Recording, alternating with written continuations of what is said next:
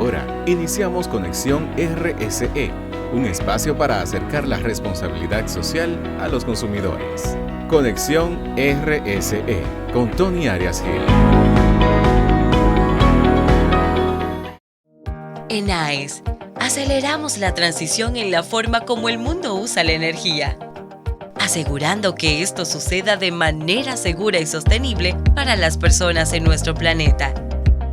Por eso nos transformamos para acelerar el futuro de la energía juntos. Síguenos en Twitter, Facebook e Instagram como @ConexiónRSE, conectando acciones responsables.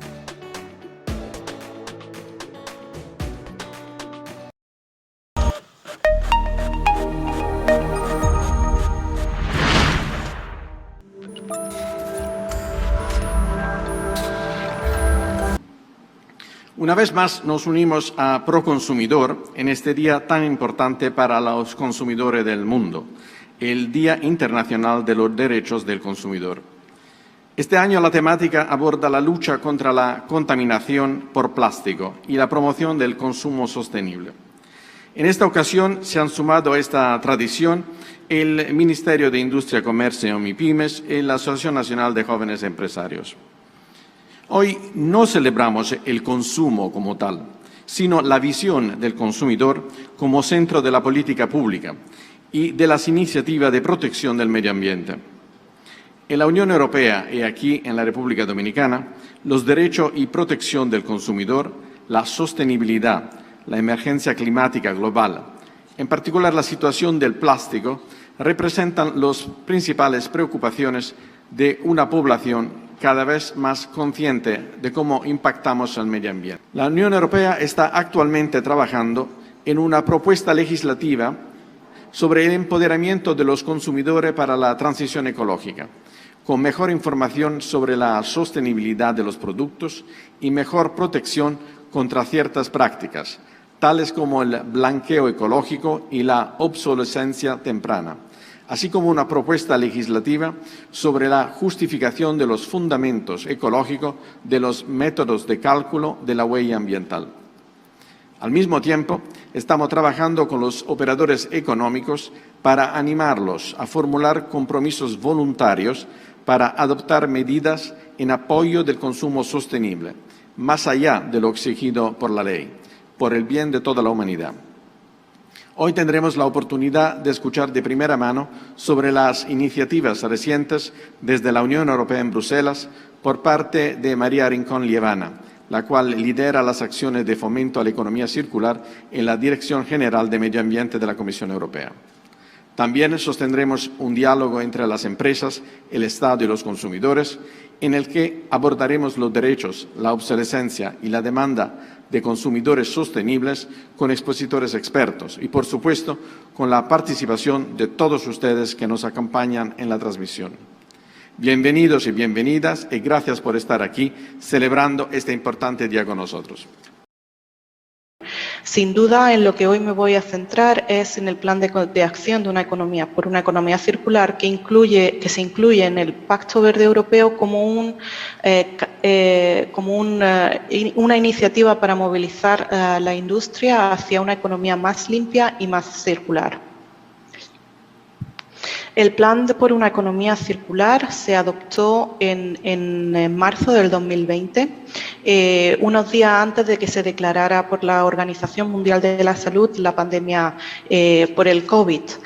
Sin duda, la agenda propuesta en este plan por una economía circular establece una serie de principios que van a ayudar a las empresas y a los ciudadanos a hacer frente a la crisis que se ha desatado después del COVID. Es por ello que lo que hace el plan por una economía circular es promover o proponer un cambio de modelo, un cambio en la forma en la que se producen y consumen los productos en la Unión Europea. Como podéis ver en la diapositiva, el Plan de Acción por una Economía Circular gira en torno a 3 ejes de acción. Por un lado, establece los cimientos de un marco de política de productos sostenibles. Por otra parte, identifica una serie de cadenas de valor clave y también propone acciones para reducir los residuos y extraer el máximo valor posible de los mismos. El plan de acción incorpora unas 35 acciones que cubren todo el ciclo de vida del producto e incorpora además la participación no solo de las regiones y las ciudades, sino también de todos los ciudadanos. Como podéis ver en la diapositiva,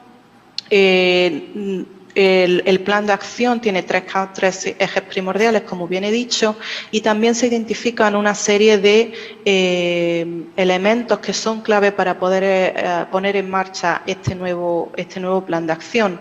Y entre ellos figuran la adopción de modelos de economía circular como requisito para lograr la neutralidad climática, también elementos para mejorar el escenario económico y apoyar el desarrollo de mercados financieros sostenibles, el apoyo a la investigación, al desarrollo de las inversiones y también al liderazgo en los esfuerzos en el escenario internacional. El marco por una política de productos sostenibles es sin duda uno de los elementos clave de este nuevo plan de acción, puesto que busca integrar la sostenibilidad en la producción de los productos, pero también en la forma en que los consumidores acceden a estos productos. Se empieza por el principio del ciclo de vida del producto y el plan de acción propone actuar desde el principio en el diseño del producto.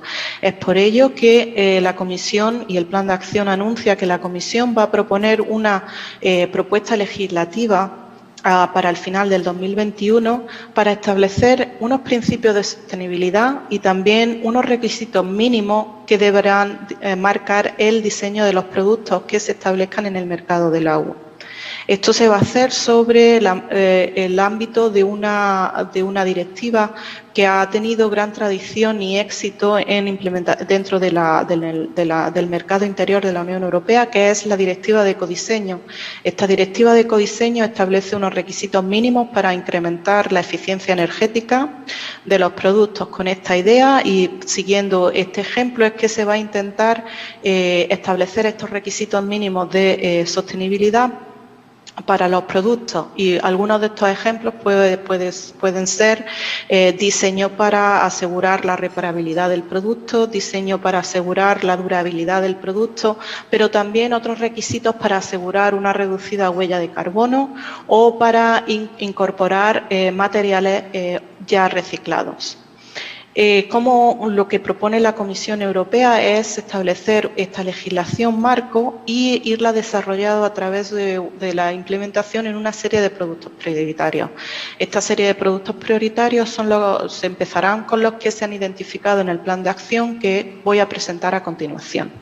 Sin duda, el elemento en el que nos vamos a centrar en la presentación actual es cómo empoderar a los consumidores y a las autoridades públicas para contribuir al cambio de sistema, para contribuir a la transición hacia un modelo de sostenibilidad, tanto desde el punto de vista de la producción como desde el punto de vista del consumo. Esto se va a hacer también teniendo en cuenta los elementos integrados en la nueva Agenda del Consumidor que se adoptaron en noviembre del 2020 y que refuerzan los principios y las ideas que se establecieron en el plan por una economía circular en Europa. Por un lado, se va a tratar de proporcionar información fiable y pertinente sobre la vida útil, por ejemplo, o los servicios de reparación o la disponibilidad de piezas de recambio. Esta información se debe proveer en los puntos de venta y va a permitir además luchar contra las prácticas de obsolescencia programada, también en el ámbito de aplicación de la Directiva Europea de declaraciones de prácticas comerciales injustas. Pero no solo se trata de proveer información fiable y pertinente al consumidor, sino también de dotarlo de la posibilidad de acceder a productos que son reparables. Es lo que el plan de acción identifica como el establecimiento de un derecho a la reparación. Este derecho a la reparación se articula en torno a las diferentes iniciativas que propone el Plan de Acción. Por un lado, promoviendo productos que son reparables, como ya he mencionado en la propuesta legislativa para establecer productos sostenibles, y por otro lado, dar información a los consumidores, que se va a hacer a través de la iniciativa para empoderar a los consumidores. Se tratan de propuestas legislativas que se van a negociar en el ámbito de la Unión Europea, contando con el Consejo y el Parlamento, y por lo tanto la Comisión espera tener estas dos propuestas legislativas listas para presentarlas al Parlamento y al Consejo a lo largo de este año. También se va a trabajar con las empresas, porque es importante que la información que proporcionan al consumidor esté basada en unos métodos armonizados de medición de los impactos ambientales a lo largo del ciclo de vida. Es lo que se conoce como los métodos de huella ambiental de los productos y de las organizaciones. Estos métodos de huella ambiental del producto lo que hacen es valorar los impactos a lo largo del ciclo de vida del producto, viendo cuáles son aquellos elementos o aquellas áreas de acción donde las empresas pueden actuar para reducir el impacto medioambiental. De forma que, como se han desarrollado en cooperación con la industria y de forma armonizada, permiten proporcionar una información que es comparable y homogeneizada. Lo que propone la Comisión, y lo va a proponer en una propuesta legislativa que también se va a presentar en lo que queda de año, es que las empresas que quieran hacer una declaración ecológica sustancien esta declaración ecológica en base a estos métodos de medición de la huella ambiental de los productos en aquellas categorías de productos que se han desarrollado.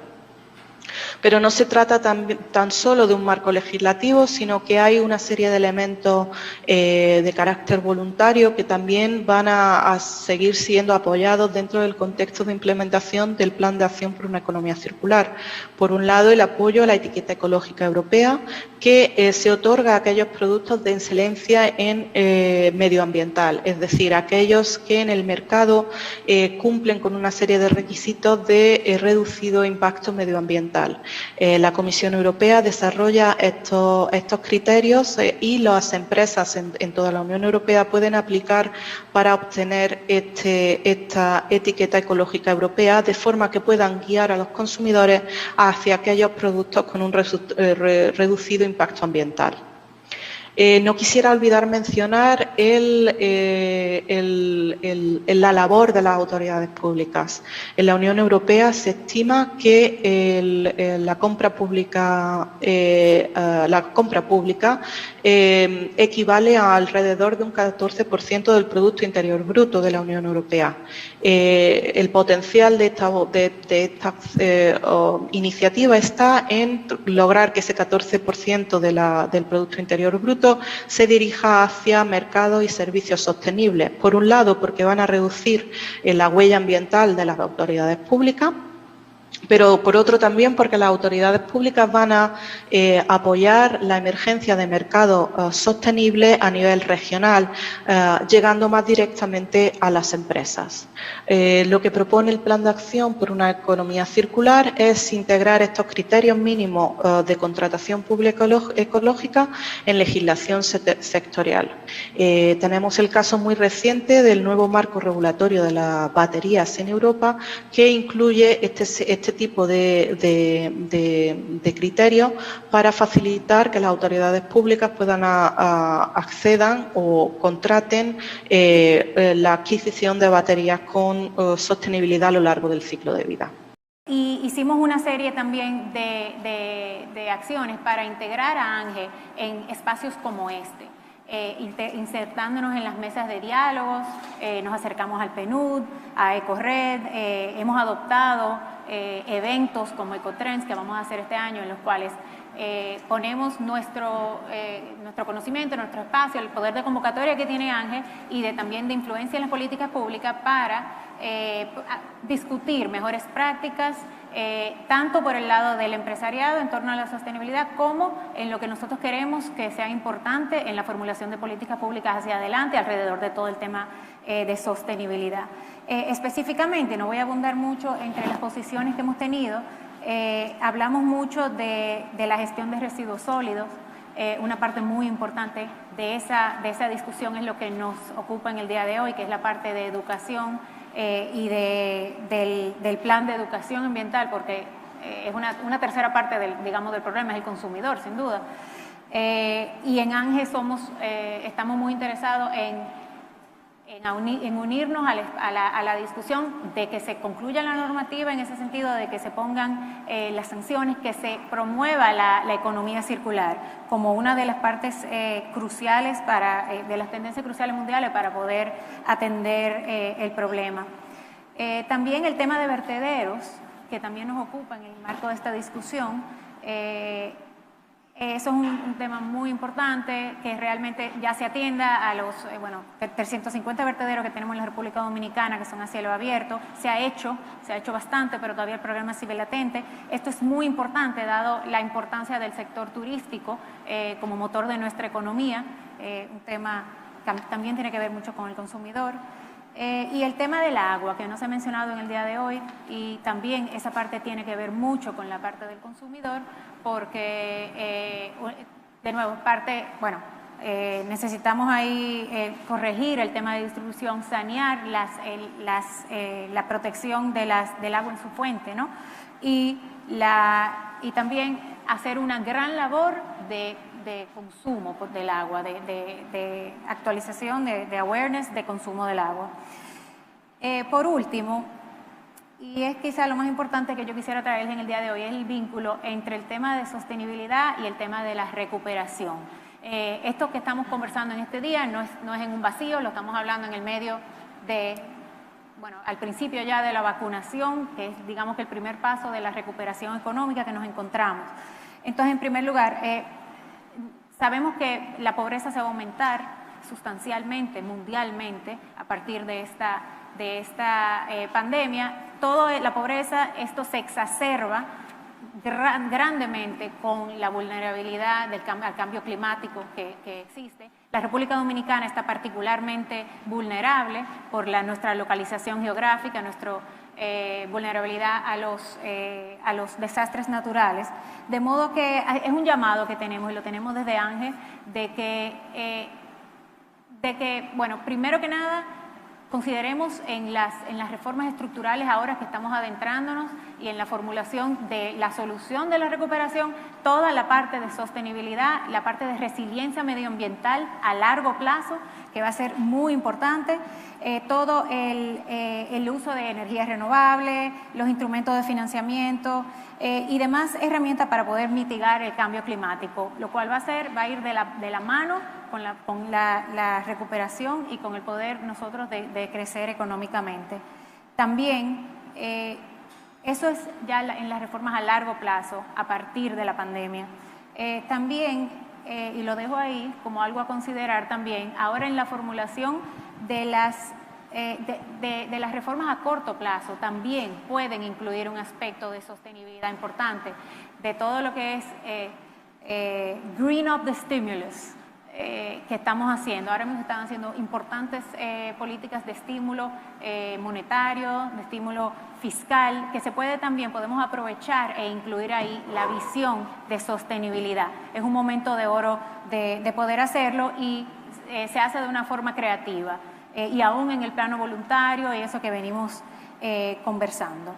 De modo que me parece que el empresariado tiene un rol muy importante en este tipo de esfuerzos, porque combinamos empleados, productores, consumidores, y también, y ahí me pongo la cachucha de jóvenes, que velamos por la sostenibilidad a largo plazo del país que vamos a heredar, del mundo que vamos a heredar.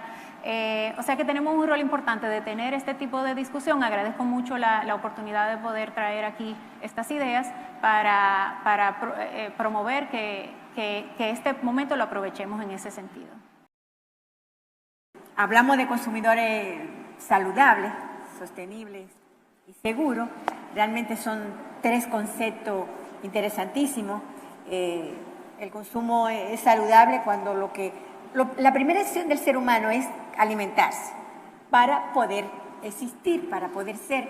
Por eso desde que nacemos buscamos el seno de la madre, y entonces para que realmente cumpla esa función tenemos que tener la seguridad de lo que con lo que nosotros nos alimentamos.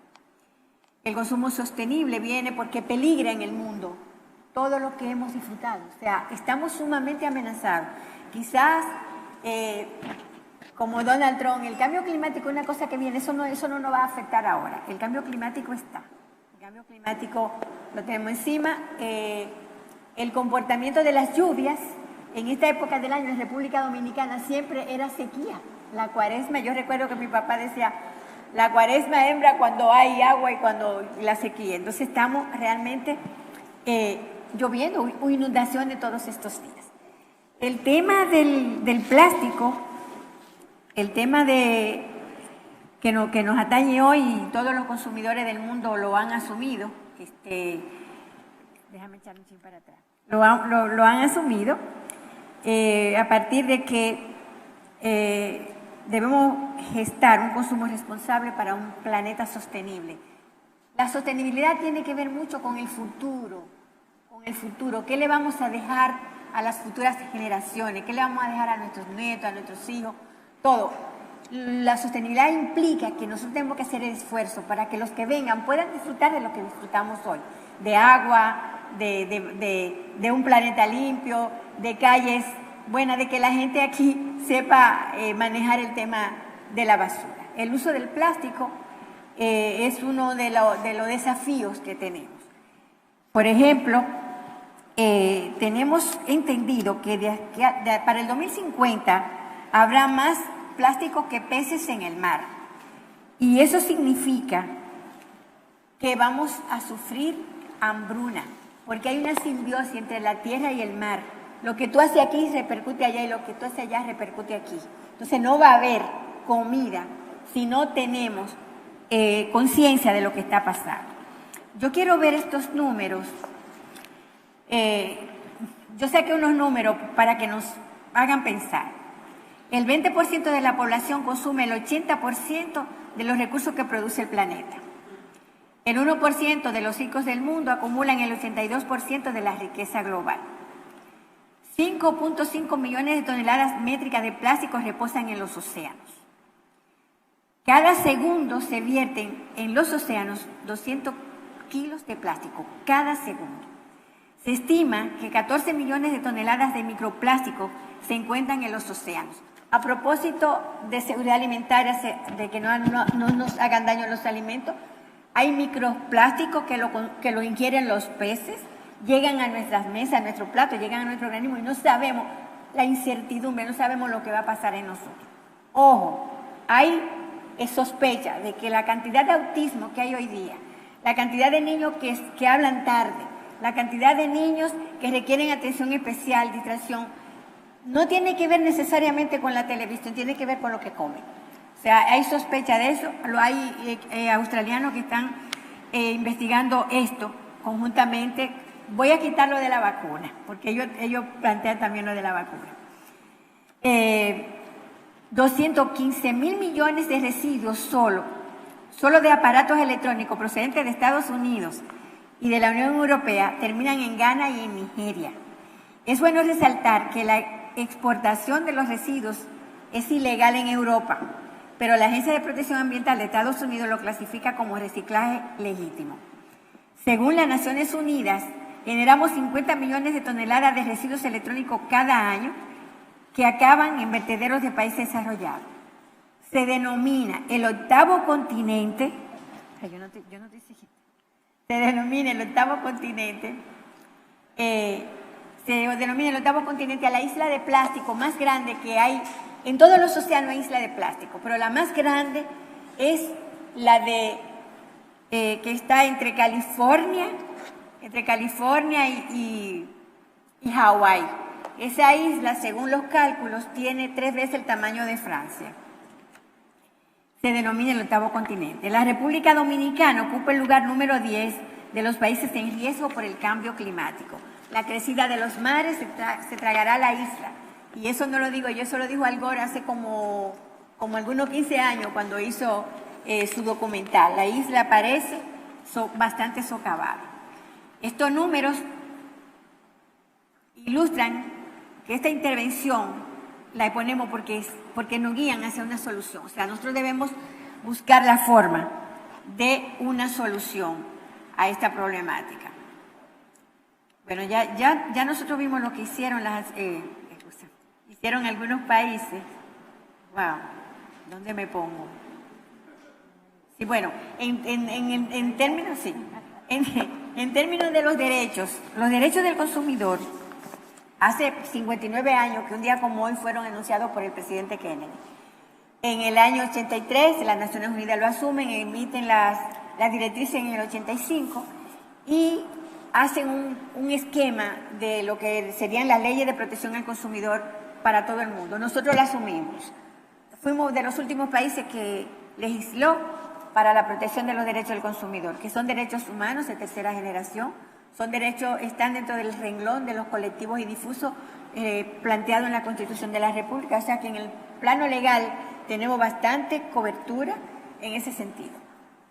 Aquí se habló, la joven de Ángel habló del tema del agua, el tema de la basura, es un desafío que nosotros tenemos en República Dominicana. Aquí se produce basura, pero no hay cultura de cómo desagregarla desde la casa, desde los hogares. Yo recuerdo que fui a España en el 95, había en la televisión una campaña permanente de cómo desde la casa tú desagregar la basura para cuando el camión te la lleve bien, donde debe ir. Entonces, la basura hoy día es materia prima. Cuando hablamos de economía circular, estamos involucrando los desechos a darle otra vida, otro uso, otra oportunidad, como la tiene todo el mundo. Entonces, los desechos que tenemos desde los hogares, los orgánicos, pueden ser abono. O sea, se puede hacer muchas cosas. Debe haber política pública, por eso me gusta estar aquí, porque si no se asume como política pública de Estado, no va a funcionar bien. Agradecemos mucho la autorregulación de las empresas, el emprendimiento que ellos hacen, agradecemos mucho el esfuerzo, la gestión que hace Corea en República Dominicana, pero todavía falta mucho. O sea, tú ves a la gente, un carro modernísimo del año tirando basura en la calle, o sea, hay que hacer una educación.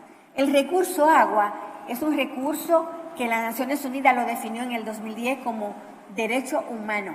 El agua es un derecho humano y como tal debe llegar a todo el mundo. Aquí tenemos una mala distribución del agua, tenemos que tener una ley de agua, pero una ley de agua que no excluya a nadie y que garantice el derecho humano al agua, porque el agua es fundamental en la vida, en la producción. O sea, el derecho humano al agua es garante de otros derechos humanos fundamentales, la alimentación, la producción, la dignidad del ser humano. Entonces, en ese sentido, yo hago la exhortación de que cuando hablemos del agua lo veamos así como derecho, que debe haber una regulación de ley respetando lo que plantea la Constitución, que lo define como un recurso inalienable, un recurso imprescriptible y el uso humano fundamental. Entonces yo creo que cuando hablemos de la ley de agua, y lo pongo aquí porque eso está un poco en el tapete, debe tomar en cuenta que es un derecho humano, garante de otros derechos y que no podemos dejarlo. Finalmente, los derechos del consumidor son derechos en el ámbito jurídico. Tenemos un marco legal bastante interesante y yo creo que lo que falta aquí para encaminarnos hacia la economía circular, debemos tratar de cómo deshacernos de los desechos desde la casa. Y eso amerita una educación amplia en la radio, la televisión, todo el mundo encadenado, vinculado para que eso suceda. Realmente el tema no es muy fácil de implementar, o sea, es bastante complejo. Y de hecho, si ustedes se fijan, como decía María, muchas iniciativas se hacen de manera paulatina y hasta las regulaciones se hacen de manera gradual, porque si tú lo haces todo de golpe, vas a tener un efecto reactivo en vez de positivo o propositivo. ¿Qué pasa con el tema del consumo actualmente? Que Paola lo explica y la verdad que decía ella, fue trabajoso al principio.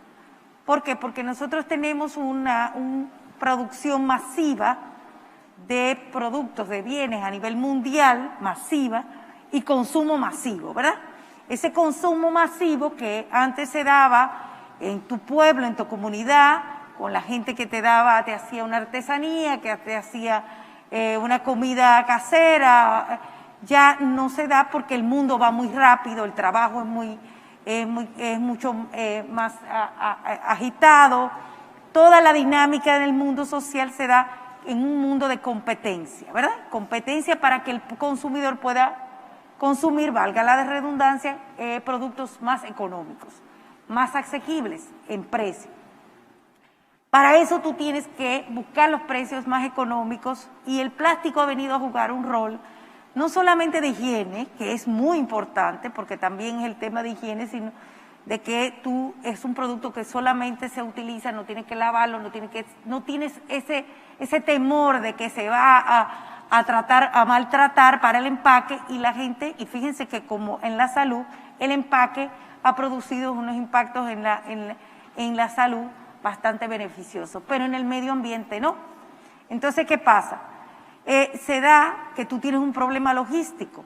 Si tú tienes un problema logístico, y por eso yo hablaba de que todo este proyecto de Nubi, que no es más que tú volver a darle nueva vida a todo lo que tú utilices, que es un ejemplo del lado del reciclaje, pero también puede ser reutilización, como hacen ustedes, eso es economía circular también. Pero nosotros, por ejemplo, en el caso de la botellita, lo que pensamos es la botellita se usa de nuevo, o sea, se recicla, primero se recolecta, luego se monta la planta, la planta recicladora lo que hace es que convierte esa botellita en otra botellita, en otra botellita, y en otra botellita, y en otra botellita, y tú nunca tienes ese desecho, no tienes el residuo. Utilizas el mismo material para toda la vida y eso hace que tú evites extraer recursos naturales, pero te quedas con el empaque. Te quedas con el empaque porque el empaque permite que la gente pueda acceder de manera saludable a ese producto que está dentro, que es el agua purificada. Si no, no habría confianza de tú consumir el agua en otro lugar. Entonces ahí viene unos factores, como decía Mario, que también tenemos que tomar en cuenta. Ahora mismo la ley de residuos pone un plazo para la prohibición de entrega gratuita de fundas plásticas. Y lo tiene, el plazo está ahí, es 24 meses para la primera. Y luego pone una imposición de la venta de la funda plástica. Nosotros le decíamos, bueno, cuando discutíamos la ley, eso es beneficioso, sí, pero también te trae un problema desde el punto de vista de la disposición final.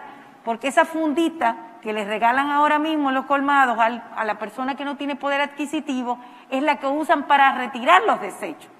Es la que pueden utilizar porque ahora mismo las autoridades o el gobierno local no le presta o no le da esos instrumentos para que la gente pueda desechar sus residuos. Entonces es una responsabilidad compartida. Es una responsabilidad compartida que ahora tú puedes trabajarla y debes trabajarla de cara a un futuro, porque ya muchos países lo están haciendo, pero tenemos que hacerlo con mucho cuidado para que no sean iniciativas que se inician y que los 3 meses o 4 meses se reviertan, y se reviertan para más mal o para un mayor mal. ¿Por qué? Porque cuando empezamos algo con mucho empuje y no nos da resultado, entonces el ciudadano se frustra y se siente desconfiado. Y eso es el tema. Esta responsabilidad compartida debe ser entre todos para que las cosas salgan bien. Circe, mencionas la ley de residuos y con ello es imposible no hablar de marco legal, y el marco legal existente en definitiva tiene oportunidades, tiene retos que está enfrentando. Siempre que tratamos el tema de consumo sostenible surge el tema tanto de educación como del marco legal para ser discutido, para ser tratado. ¿A qué apelan ustedes? ¿Cómo debería de estar este marco legal? ¿Qué le falta? ¿Qué nos falta para que realmente tengamos un marco legal lo suficientemente robusto, o en su defecto tenemos un marco legal que funciona? Ponerlo en práctica, eso es lo que falta. La ley es nueva, necesita muchísimas disposiciones y reglamentos, tiene todos los elementos de economía circular, aunque no diga el nombre de economía circular en su título, tiene todos los componentes que plagiamos de la Unión Europea. ¿Se puede decir eso, hermano? Esos son transferencias de conocimiento. Y que tomamos en cuenta eso, o sea, buscamos la forma de que, ya que estamos en una ley, modernizarla, tomar las iniciativas que estaban haciendo otros países, las cosas buenas, y solo falta implementarla. Ahora, implementarla es el problema. Es lo que da más trabajo. Los gobiernos locales, cada gobierno local, trabajar los vertederos, como decía, creo que Susana, el tema de los botaderos en nuestro país, el tema de la responsabilidad del ciudadano de desechar adecuadamente, pero no solo desechar, que te lo recojan cuando tú lo vas a desechar adecuadamente, porque también es un híbrido. Muchísimos retos, pero la ley es buena, tiene incentivos económicos, tiene incentivos fiscales, tiene incentivos financieros, tiene modelos educativos, tiene multas y sanciones para todo el que no la cumple. Es una ley muy completa, muy completa. Conexión RSE, conectando acciones responsables. Nescom y Conexión RSE presentan Acción Comunicativa con Néstor Esteves. La comunicación tiene algunos principios básicos. Uno de ellos hace alusión al significado del mensaje. Esto debe estar bien claro. El mensaje no es lo que se dice, el mensaje es lo que se entiende. Por lo tanto, su significado no es determinado por quien lo emite, como mucha gente cree, sino por quien lo recibe. Quien no entiende ese principio suele errar cuando intenta comunicar. Por eso es muy común encontrarse con quien dice una cosa y hace otra. Pero lo peor del caso es que quien así opera confía en que está engañando a los demás. Pobre infeliz, parece no reparar en que nos ha correspondido vivir en una etapa en la que cada vez hay menos vida privada. Por eso tanto una persona como una organización que se relaciona con transparencia con sus colaboradores y públicos de interés transita por senda exitosa. Recuerda, comunicación es fundamentalmente lo que haces, por eso nos complace seguir agregando valor. Compartamos en @Néstor Esteves o @NescomRD.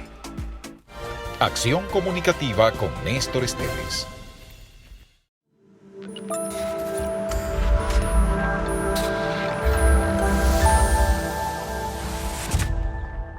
Estamos de vuelta aquí con Conexión RC.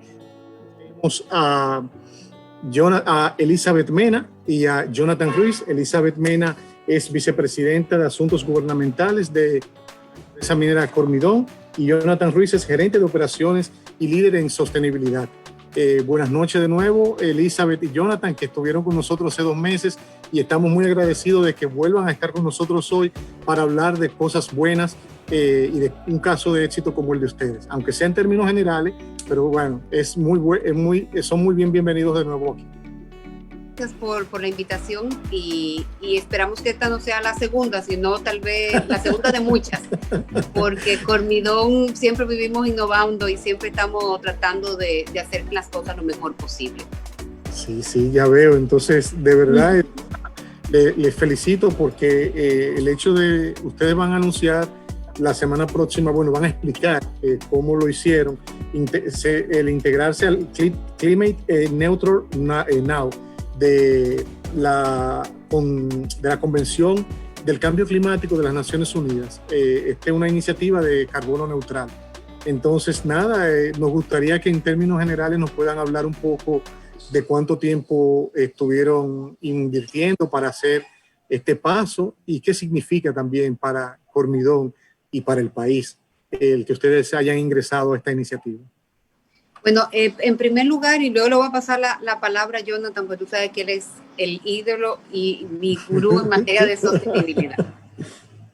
Pero avanzando un poquitito de que nosotros acabamos, como bien dice, de ser admitidos a la iniciativa Climate Nature Now, que es de la Convención de las Naciones Unidas para el Cambio Climático, y es una parte de las Naciones Unidas, bien dicho.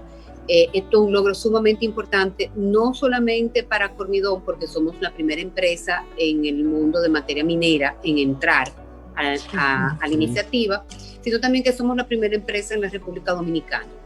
Y el interés nuestro al hacer esto público no es un tema de publicidad, vamos a decir, es un tema de incentivar a las demás empresas a que también se aboquen a hacer su pledge y que trabajen para hacer esto una realidad, no en 10 años, sino como dice el pledge, now, ahora. Sí, de hecho, en lo que yo estuve viendo, hay empresas mineras que se han comprometido a hacer carbono neutral en el 2040 y otras en el 2050. O sea, exactamente. Como nosotros hicimos, tú tienes al motor de todo esto que es Jonathan. Jonathan, ¿se puede explicar un poquitito? Bueno, fue un proceso relativamente largo dentro de lo que son los parámetros de Colmidón. Duramos alrededor de 1 año y medio haciendo lo que es primero la estrategia de sostenibilidad. Uh-huh. Y dentro de esa estrategia, dentro del eje de energía, pusimos lo que era el cálculo de la huella de carbono. Ese cálculo lo hicimos bajo un protocolo muy extenuante, con un rigor científico absoluto, que vimos todas las actividades de la empresa, del día a día, desde lo que conocemos normalmente nosotros en nuestra vida, desde los bombillos hasta allá el quehacer industrial de los camiones, los motores, las emisiones y ese tipo de cosas. Literalmente nos sentamos el equipo y hicimos el brainstorming, la gente de los diferentes departamentos viendo todas las estructuras que tenían. Me acuerdo que la gente del laboratorio se pasó casi una semana describiendo todas las reacciones de todos los procesos que hacían y viendo cómo eso contribuía a su huella. O sea que realmente se integró la compañía completa en hacer ese cálculo. Y luego de que tuvimos todo ese coso, la gente de nuestros consultores de hacer el procedimiento CO2 nos hicieron el estudio y nos presentaron los resultados. Para sorpresa de nosotros, fueron bastante favorables dentro de lo que era la industria minera, pero realmente teníamos muchísimas cosas ya de hace muchísimos años en pos de la sostenibilidad que impactaban positivamente lo que sería la huella de carbono. Luego entonces vinimos sabiendo ya exactamente qué teníamos, fuimos a lo que era la iniciativa de Climate Neutral Now. Nos acercamos a ellos y dijimos, mira, tenemos esto, ¿cuál es el siguiente paso? Y nos dijeron, mira, el siguiente paso es compensarlas. Se hizo la compensación. Okay. Y ahí entonces nos mandaron nuestro certificado y también fue una sorpresa muy agradable para nosotros saber que éramos la primera mina en el mundo y que era también la primera compañía dominicana en registrarse en la lista. Lo importante de esto es, como decía Jonathan, de que a nosotros nos tomó por sorpresa que cuando hicimos el levantamiento, darnos cuenta de que era relativamente muy, muy baja nuestra huella, en el sentido para lo que es la industria. Y que aunque tal vez nuestra estrategia de sostenibilidad formal estábamos trabajando ya desde recientemente, al Colmidón nacer con una filosofía y al ser diseñada de una forma como hablamos en el programa anterior, esto viene a reforzar que lo que se planificó en aquella época en el diseño y cómo se ha ido implementando la operación y también con las nuevas tecnologías que han venido en la década que hemos ido suplantando, equipos ya eléctricos, sí. O sea, todos los cambios que se van haciendo nos hicieron darnos cuenta de que tal vez no estábamos tan mal como uno al inicio de hacer estos ejercicios piensa. La otra parte chula de lo que hicimos es de que al integrar a toda la empresa, las personas empezaron a hacer su huella, no nada más en la empresa, sino que la gente empezó a calcular su huella en su casa. Personal. El personal. Entonces, Bueno. eso es de la parte que emocionan y que hacen que se quiera continuar y que se quiera decir lo que se está haciendo.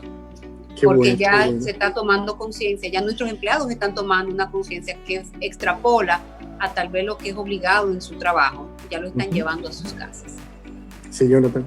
Por eso el seminario virtual, el webinar, lo hemos bautizado como Carbono Neutralidad, Compromiso Empresarial de Valor Compartido. O sea, esto no es una cuestión que solamente nos da ese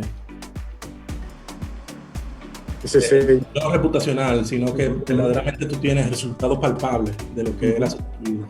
Y te agrega valor no solamente en lo reputacional, te agrega valor en el capital natural, te agrega valor en el capital humano y te agrega valor en el capital económico, porque todo está entrelazado. Claro. A los empleados, todo el mundo hace su cálculo, eso fue una cosa mera del otro. Pero podríamos tal vez, yo no quiero tampoco, yo me inscribí ahorita para el webinar del próximo 17. Yo estaré trabajando, pero veré cómo saco media hora para participar. Pero de todos modos, me gustaría ver en sentido general, he visto que en lo que estuve leyendo, que para muchas empresas mineras puede ser un costo el hecho de la descarbonización, de entrar en este tema de carbono neutral. Para ustedes, en sentido general, ¿qué significado tiene llegar a este punto en tan poco tiempo? Porque aunque Jonathan dice que fue mucho, pero fue prácticamente 2 años. En tan poco tiempo, ¿qué significado tiene para ustedes como negocio ser la primera empresa minera en el mundo que entra a esta iniciativa? Viéndolo desde el punto de vista de operaciones y desde el punto de vista de negocio, que venga, no sé, un gerente y me diga, mira, que vamos a hacer esto, vamos a hacer carbono neutral. Lo primero que te va a pensar el presidente o quien sea es, ya viene fulano. Pero realmente, como ya nosotros estamos acostumbrados a eso, a todas estas iniciativas de sostenibilidad, nos hemos dado cuenta de que mientras más cosas de sostenibilidad tú agregas, más costo efectivo tú te haces. Porque todo esto es una herramienta que te ayuda a reducir costos. Cuando tú tienes tu huella y tú comienzas a medir, tú dices, por aquí se está yendo, no solamente se está yendo carbono, se me está yendo costo. Entonces tú comienzas a ajustar y a reducir costos. O sea que para todo el sector empresarial, esto es una herramienta, primero que nada, de control de costos. Todo lo que se mide es lo que tú controlas. O sea que eso es lo primero que tú tienes que verlo es por ese lado. Por ese lado, bien. Y Elizabeth, ¿qué usted nos dice? De lo macro es que vuelvo y te digo, esto es un tema que, aunque bien tú lo dijiste y Jonathan dice, nos tomó 2 años. Nos tomó 2 años vamos a decir, medir lo que estábamos haciendo. Porque es desde el inicio, como dije anteriormente, del inicio el diseño permitió que, contrario tal vez a otras empresas mineras, que tienen mucho más años de operaciones y que tal vez nacieron en otra época y que le cuesta cambiar sus operaciones o cambiar sus maquinarias, entonces sí se hace un poco más complicado. A nosotros se nos hizo más fácil porque definitivamente nosotros estamos operando una mina en escala, que es una mina, vamos a decir, pequeña, no es una mega minería. Eso también viene. Está el tema también de que nuestra energía viene ya de San Pedro Bioenergy, que ya nosotros habíamos subcontratado, en vez de nosotros producir de diésel, cambiamos a biomasa. Y eso es parte de tomar decisiones, ir pensando, no nada más, como decía Jonathan, del punto de vista de costo, sino también decisiones que al momento de tomarla, también son decisiones que tú buscas la sostenibilidad. Nosotros esperamos 2 años hasta que se completara el proceso de San Pedro Bioenergy, de terminar su construcción y obtener la permisología, y estábamos ahí en lista de espera para hacer lo que no podríamos. Ahora estamos hablando de que viene Barrick, se está convirtiendo, para hablar un poco también de otras minas que están acá, se va a convertir a gas. Entonces, es un cambio que estamos realizando todas las minas en la industria y es un cambio general mundial. Las empresas se han dado cuenta de que hay que hacerlo, de que tenemos que pensar en el futuro y de que tal vez a una le tome un poco más que otra, pero si no se empieza a dar el primer paso, nunca lo vamos a hacer. O sea, como tú dices, si te pones una fecha, ya solo con que hay empresas que hayan dicho que en 10 años van a ser carbono neutral, eso significa que ya están cambiando hábitos y cambiando cosas y que tienen un propósito y tienen una fecha. Es mucho mejor a no haber hecho el pledge y no estar haciendo nada. Sí, ustedes precisamente en la otra entrevista que tuvimos hace 2 meses nos decía que, como usted hizo hace un momento, que una mina pequeña, de baja escala, que desde que nació con un plan de recuperación de las áreas, la recuperación recurrente, el hecho de que tienen a San Pedro Bioenergy, o sea, que usan energía renovable, también los lineamientos de sostenibilidad que iban en el manejo de cuenca, agua, ambiente y lo que tenía que ver también con lo que hablábamos de las abejas, bueno, también de las partículas en el ambiente. Además de todos esos elementos que ya hemos hablado, ¿qué otras acciones ustedes debieron implementar para llegar a ser carbono neutral? Si tuvieron que tener alguna nueva, además de las cosas que habían hecho. Claro, el cambio de equipos a eléctrico es uno de los cambios que tenemos que hacer. Ahí también influyó mucho el cambio del cierre de cielo abierto a subterráneo. Los equipos subterráneos son equipos básicamente eléctricos, entonces ya ahí también va reduciendo. Y también cambios e iniciativas de sustitución, y según es necesario hacer mantenimiento y demás, sustitución de tipo de equipos de unos por otros, que van reduciendo la huella. Hay cosas que son sencillísimas, que esas que te explica Elizabeth son cosas muy específicas de lo que seríamos nosotros, pero cosas que aplican a otras industrias, a otras compañías comerciales, incluso no del sector industrial. Hasta se mide hasta la diferencia de peso que tiene un extintor. Acuérdate que los extintores son de CO2. Lo puedes usar de otra cosa que no sea de CO2, mucho mejor. Y ese tipo de cosas. Los bombillos de LED, que son lo normal, el papel, la cantidad de papel que tú usas, desde el papel de la fotocopiadora hasta el papel de baño. O sea, todo se mide. Es real. La movilidad de la cocina, todo. Otra cosa que hicimos fue, por ejemplo, nosotros medimos la movilidad. Cada vez que tú viajas a la mina en un vehículo de la compañía, eso se mide. Lo tenemos. Cada vez que hace un viaje fuera de trabajo, también se mide en los vuelos, ese tipo de cosas, también está ahí. Cuando tú haces todo ese tipo de recuento, tú dices, es muchísima data, pero de la forma que nuestros consultores de CO2 Cero lo pusimos, fue muy fácil de compilar. Es muy riguroso de la forma en que se presenta, porque sigue su protocolo, pero es muy fácil. Sí, suena muchísimo, pero realmente los tiempos son increíblemente cortos. Y no estamos hablando de 2040, estamos hablando de ahora. Sí. ¿Y cuáles fueron las empresas que le ayudaron como consultores a hacer este proceso?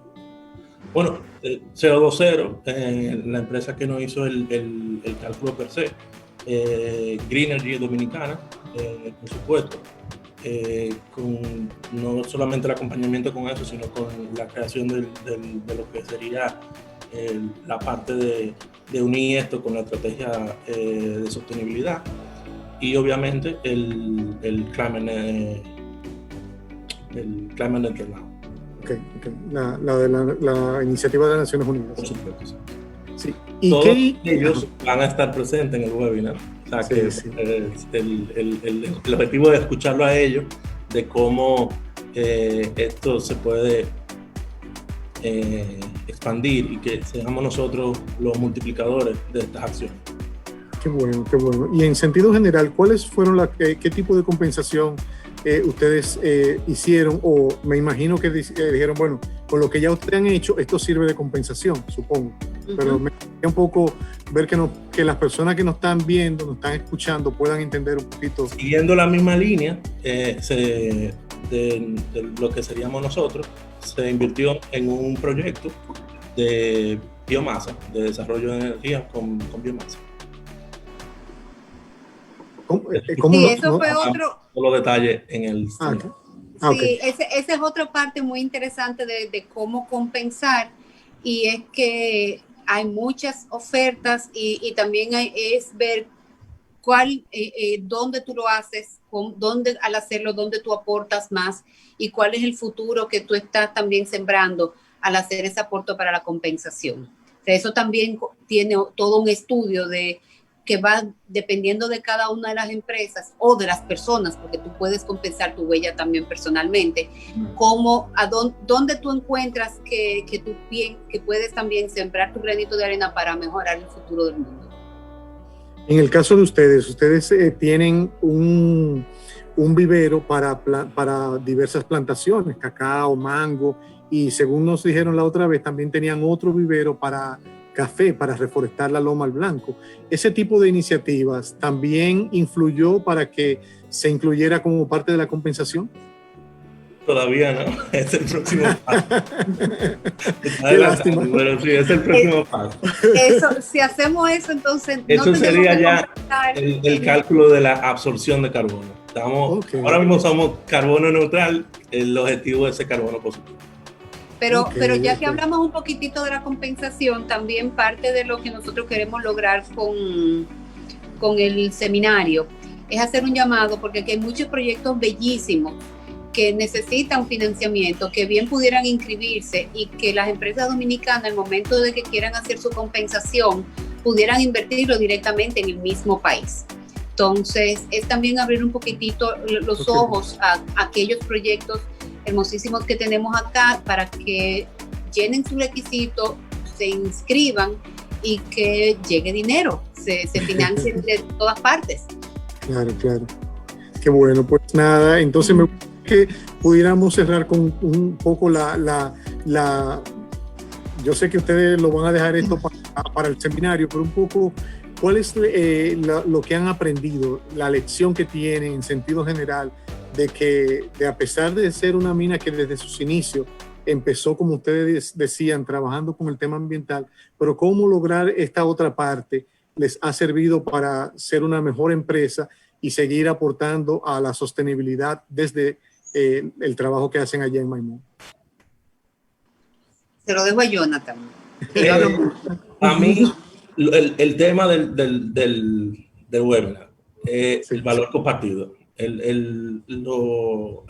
Realmente el valor que se crea en el capital humano, tu gente, es significativo.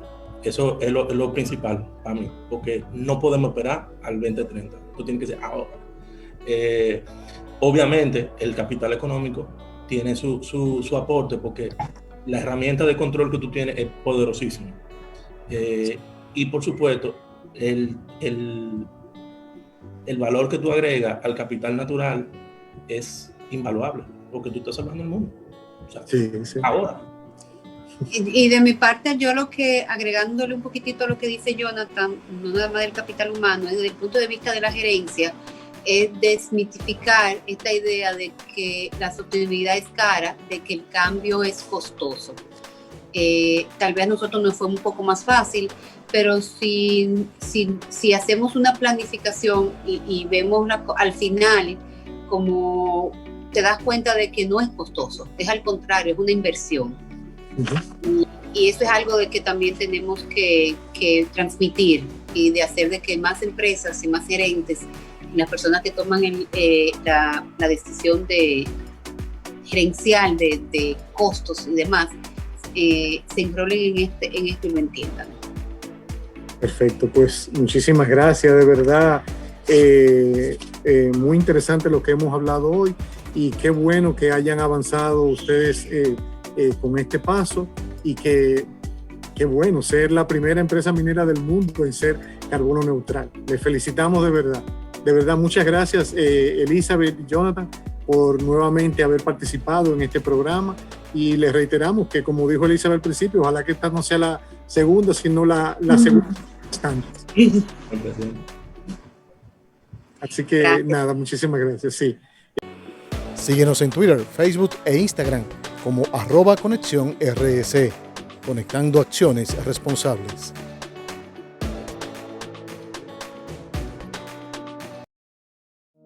En AES, aceleramos la transición en la forma como el mundo usa la energía, asegurando que esto suceda de manera segura y sostenible para las personas en nuestro planeta. Por eso nos transformamos para acelerar el futuro de la energía juntos.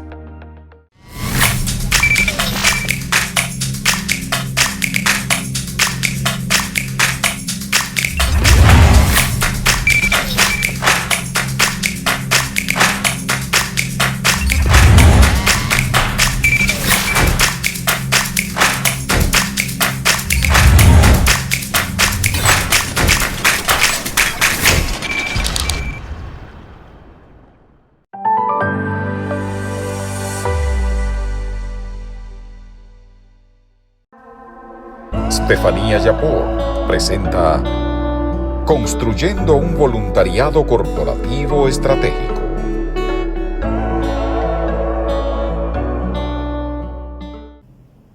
Bienvenidos y bienvenidas, ¿cómo están? Mi nombre es Estefanía Yapor, soy consultora e investigadora en responsabilidad social y en voluntariado corporativo, y hoy vamos a seguir hablando de factores que son importantes a la hora de desarrollar alianzas estratégicas en voluntariado corporativo. En los videos anteriores estuvimos viendo lo que era voluntariado corporativo, qué son las alianzas estratégicas y qué criterios toman en cuenta tanto organizaciones sin fines de lucro como empresas para elegir a quién va a ser su socio estratégico. En el día de hoy vamos a hablar de los tipos de actividades que pueden seleccionar tanto las empresas como organizaciones sin fines de lucro, organizaciones de bien social, organizaciones de la sociedad civil, como también se les llama, para llevar a cabo sus actividades de voluntariado corporativo. Lo que es importante es que las empresas, en cuanto a voluntariado corporativo, pueden elegir diversos tipos de actividades y que estas actividades van a implicar un mayor o un menor nivel de compromiso con respecto de las organizaciones sin fines de lucro. Vamos a ver ahora cuáles son este tipo de actividades y algunos ejemplos de ello. En primer lugar, por lo general, cuando las empresas deciden iniciarse en lo que es el voluntariado corporativo, lo hacen desarrollando actividades que llamamos campañas, que pueden ser, por ejemplo, cuando los voluntarios de una empresa deciden recolectar dinero para contribuir a una organización sin fines de lucro, por ejemplo, que ayuda a mitigar situación de pobreza o cuidado del medio ambiente, entre otras causas sociales. A su vez, también las campañas pueden ser de donación de ropa, de libros, de artículos de limpieza y cuantos otros materiales que se les pueda ocurrir a ustedes. Y esto más que nada, siempre se llevan a cabo, y más aún en el contexto en el que estamos con el tema de la pandemia a nivel internacional que estamos viviendo. Este tipo de estrategias, este tipo de actividades de voluntariado corporativo, por lo general lo que ocurre es que la empresa es la que da y la organización social es la que recibe. En este sentido, a este tipo de actividades lo llamamos filantrópicas. ¿Por qué? Porque son actividades que surgen de iniciativas de muchas veces de personas, de empresas, pero sin ser pensadas desde un punto de vista estratégico para la empresa. Es decir, sin ser pensado, ¿qué beneficio puede traer a la empresa el hecho de realizar este tipo de actividades? Sin embargo, hay otros tipos de actividades que sí, que ya empiezan a haber un mayor intercambio, tanto del lado de las empresas como de las organizaciones sociales, y que se empiezan a diseñar e implementar con fines más estratégicos, en donde se aporte tanto a aquellas expectativas y las necesidades de la empresa, como de los voluntarios, así como también de las organizaciones sociales. Por otro lado, tenemos lo que llamamos nosotros los eventos, dentro de las actividades de voluntariado corporativo. ¿A qué nos referimos con los eventos? Por ejemplo, cuando los voluntarios deciden organizar algún tipo de celebración o algún tipo de experiencia en donde permita comunicar qué es lo que la organización sin fines de lucro realiza, permite promocionar qué es lo que está trabajando y con esto también contribuye a fortalecer la imagen de la empresa, de la organización, de la sociedad civil, así como también difundir el trabajo que hacen y poder obtener mayor cantidad de recursos por las donaciones. Otro tipo de eventos que nosotros también podemos llevar a cabo cuando estamos pensando en actividades de voluntariado corporativo es lo que llamamos outdoor solidario. ¿Y qué es esto? Es los típicos eventos que nosotros vemos de donde los voluntarios lo que hacen es ir a limpiar una playa, ir a arreglar un hospital, ir a arreglar una escuela, un centro educativo y otras cosas más. Este tipo de actividades lo que tiene es que para los voluntarios les da un nivel de satisfacción muy alto porque son actividades que por lo general se desarrollan en la jornada de un día y al hacer en equipo también esto permite fortalecer los lazos entre los miembros de la empresa. A su vez, bueno, en este tipo de actividades, en los eventos, lo que se da es un mayor nivel de intercambio de experiencias en relación con las empresas y las organizaciones sociales en comparación con las campañas que les mencionaba anteriormente. Pero hay otro tipo de actividades de voluntariado corporativo en donde el nivel de compromiso, de coordinación, empieza a ser mayor y con ello también empieza a ser mayor el impacto que nosotros tenemos en nuestras prácticas de voluntariado corporativo. ¿Y a qué me estoy refiriendo? Me estoy refiriendo a actividades en donde los voluntarios ponen en juego sus conocimientos, por eso hablamos de voluntariado corporativo basado en habilidades, y estos conocimientos pueden ser tanto alineados con lo que viene trabajando la empresa, pueden ser conocimientos en materia financiera, legal, asistencia jurídica, de comunicación, de mercadeo, etc. Como también pueden ser otro tipo de conocimientos, como pueden ser talleres lúdicos, por ejemplo. Lo que sí es importante es que si nosotros hacemos nuestro voluntariado corporativo estratégico, tratemos de diseñar estas actividades pensando en aquellas que están alineadas a lo que constituye lo que llamamos el corazón del negocio, es decir, la actividad principal del negocio. Porque de esta forma esto va a permitir que nuestro voluntariado corporativo sea sostenible en el tiempo. Entonces, ¿aquí qué pasa? Hay un mayor nivel de intercambios de conocimientos, de experiencias entre empresas y entre organizaciones de la sociedad civil. Empieza a haber una mentalidad de nosotros, empieza a haber mayor nivel de gestión y por ende empieza a haber también un mayor impacto de las actividades. A su vez, otro tipo de actividad que también contribuye a generar un mayor impacto en relación que aquel que atribuye las campañas y los eventos tiene que ver con lo que llamamos el voluntariado corporativo emprendedor. Y en este voluntariado corporativo, los voluntarios también utilizan sus habilidades y sus conocimientos, al igual que en el voluntariado corporativo basado en habilidades. Pero ¿cuál es la diferencia? La diferencia es que en el voluntariado corporativo emprendedor, a diferencia del voluntariado corporativo basado en habilidades, al voluntario se le da un rol más de protagonismo, más de que tenga una iniciativa y que pueda diseñar, por ejemplo, un proyecto, lo diseña junto con la organización social, detectando una necesidad que puede tener una determinada población y después también lo lleva a cabo. Entonces, en este sentido, el voluntario se convierte en un verdadero emprendedor y por eso llamamos un voluntariado corporativo emprendedor. Entonces, bueno, en el caso de las empresas, por ejemplo, aquí abren determinados proyectos, o sea, abren un espacio para postular los proyectos de estos voluntarios, que luego los pueden ir evaluando, se trabaja junto con las organizaciones de la sociedad civil y luego los voluntarios con estos proyectos que son creados y que son evaluados, luego los llevan a cabo. Entonces estas son actividades que realmente contribuyen a generar un mayor impacto que aquel que se realiza, por ejemplo, mediante las actividades de tipo más filantrópica, como pueden ser las donaciones. ¿Qué es lo importante aquí? Que nosotros, bueno, por un lado podemos tener también actividades de maratones, en donde las organizaciones sociales le proponen un reto a la empresa, como puede ser generar un software para mejorar su gestión económica de aquellas donaciones que recibe, y las empresas lo realizan. Lo que es importante es que esto también contribuye para la autonomía de la organización social, a diferencia de las actividades más de tipo filantrópica, en donde si solamente realizamos donaciones, lo que hacemos, o quizás podemos llegar a hacer, es crear una relación de dependencia. Y en el voluntariado corporativo, y más hablando de alianzas estratégicas y en el marco de una responsabilidad social empresarial, no queremos crear relaciones de dependencia, sino que queremos fortalecer a las diferentes partes y que cada una de ellas obtenga los beneficios y que obtenga valor. Por esto, si nosotros queremos realizar un voluntariado que realmente aporte valor, lo que tendríamos que tratar de hacer sería o combinar este tipo de actividades, pueden ser por ejemplo las actividades de donación filantrópica, con las actividades que tengan que ver más con el desarrollo de habilidades, voluntariado corporativo basado en habilidades y voluntariado corporativo emprendedor. No tenemos por qué centrarnos solamente en un tipo de voluntariado. O si no, también podemos apostar por aquellas actividades que tengan mayor impacto y nivel de coordinación, como recién dijimos que era voluntariado corporativo basado en habilidades y voluntariado corporativo emprendedor.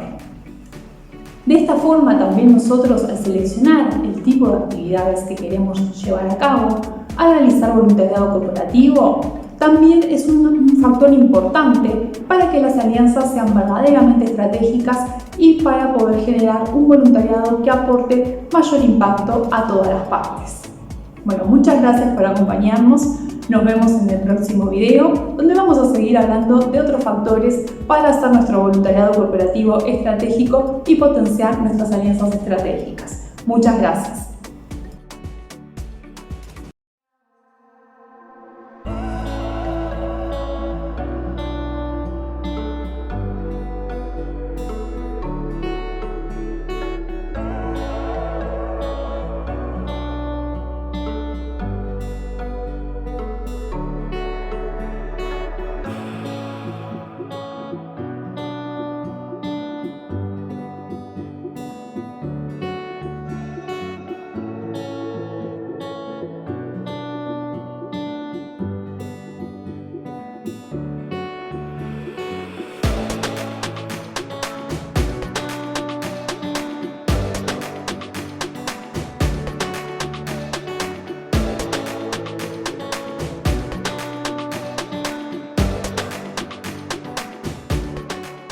Construyendo un voluntariado corporativo estratégico.